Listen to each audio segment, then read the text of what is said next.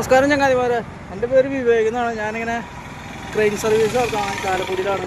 എൻ്റെ വണ്ടി ഇതാണ് കേട്ടോ, ഞാൻ കാണിച്ചു തരാം. കണ്ടോ, എൻ്റെ വണ്ടി ഇടുന്നത് ഇങ്ങനെ കോട്ട സിഗ്നലിൻ്റെ അവിടെ സൈഡിലാണ് ഇടുന്നത്.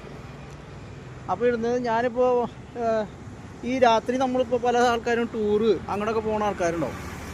അപ്പോൾ പോയി വരുമ്പോൾ യാത്രകൾ പോയി വരുമ്പോൾ ചിലപ്പോൾ രാവിലെ വെളുപ്പിനൊക്കെ നമ്പർ 2-ന് പോകാനായിട്ട് ഇത് ചെയ്യുമ്പോൾ പരമാവധി നിങ്ങൾ ഇതുപോലെ ഞാൻ എൻ്റെ വണ്ടി ഇടുന്ന പോലെ പല ആൾക്കാരും വണ്ടികൾ റോഡ് സൈഡിൽ ഇടുന്നുണ്ടാവും.